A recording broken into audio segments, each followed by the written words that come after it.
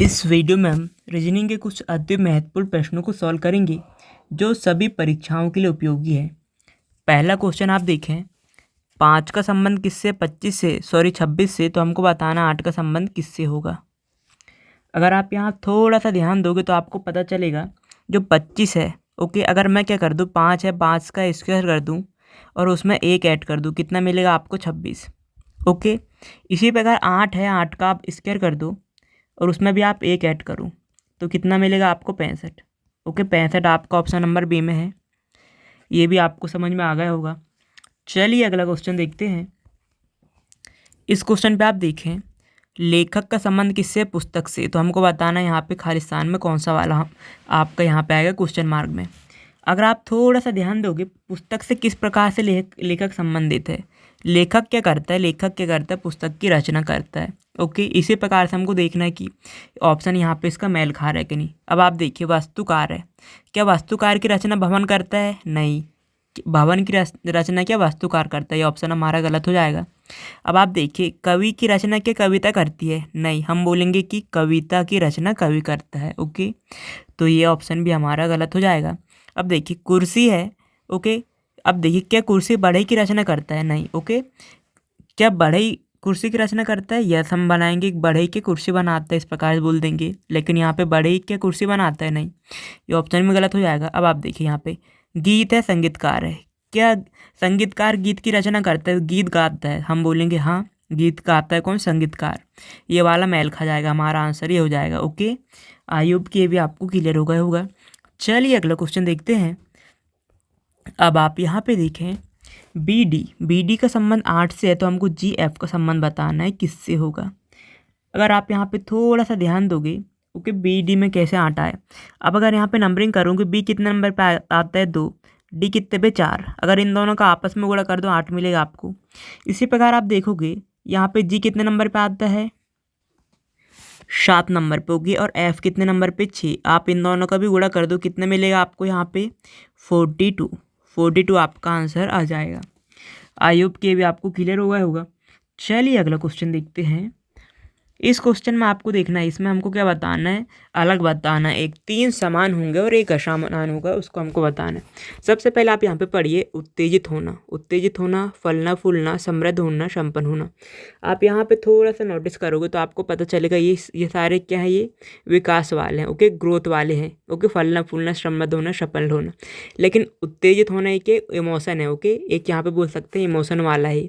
तो ये 3 क्या होंगे, सेम होंगे। ओके, और ये क्या डिफरेंट हो जाएगा, ये क्या हो जाएगा डिफरेंट, ये 3 में से अलग हो जाएगा, क्योंकि ये क्या इमोशन वाला, भावना वाला है उत्तेजित। ये क्या डेवलपमेंट वाला है। ओके, इसमें किसी की भावना नहीं है, इसमें क्या विकास वाला, फलना फूलना बोल सकते हैं, समृद्ध होना, संपन्न होना। आई होप के भी आपको समझ में आ गया होगा। हमारा सबसे ए नंबर का हमारा आंसर हो जाएगा। चलिए अगला क्वेश्चन देखते हैं। इसमें आप देखें 28, 74, ये है। आपको देखना है यहाँ पे कि किस प्रकार से हमारा आंसर होगा, यहाँ पे कौन सा अलग होगा।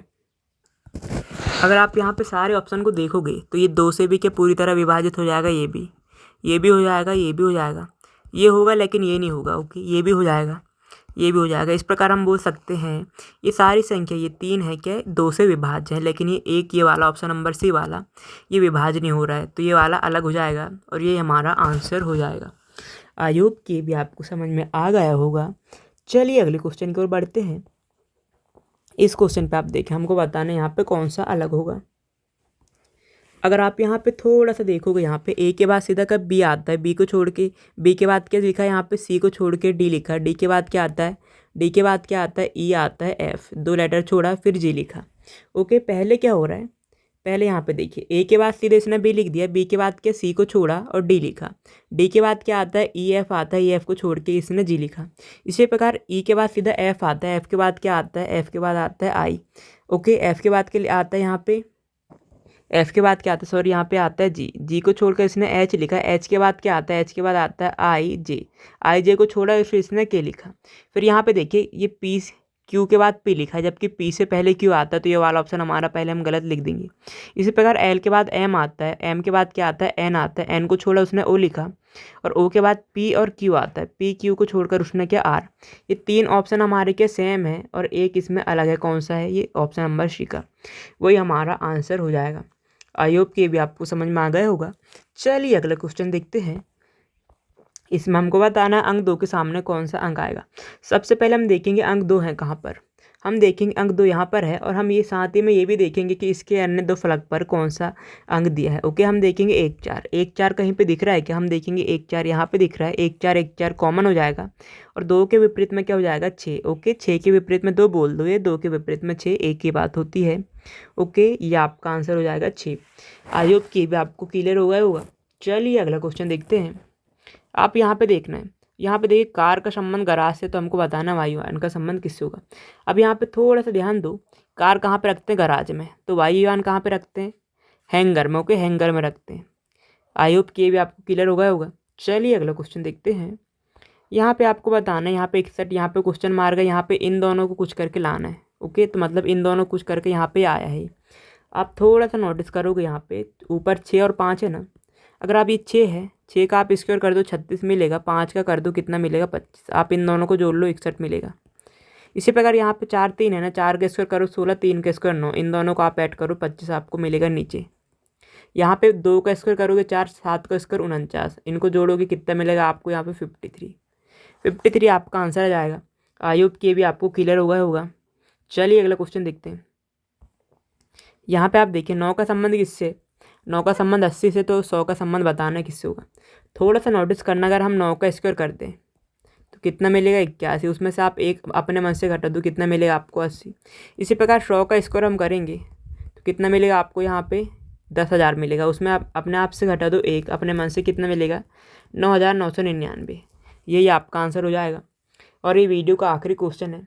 अगर आपको वीडियो ज़रा सा भी हेल्पफुल लगा तो वीडियो को लाइक करना ना भूलें, और अगर आप इस चैनल पर पहली बार आए हैं तो चैनल को ज़रूर से ज़रूर सब्सक्राइब कर दीजिएगा। मिलते हैं अगले वीडियो में। Thank you so much for watching.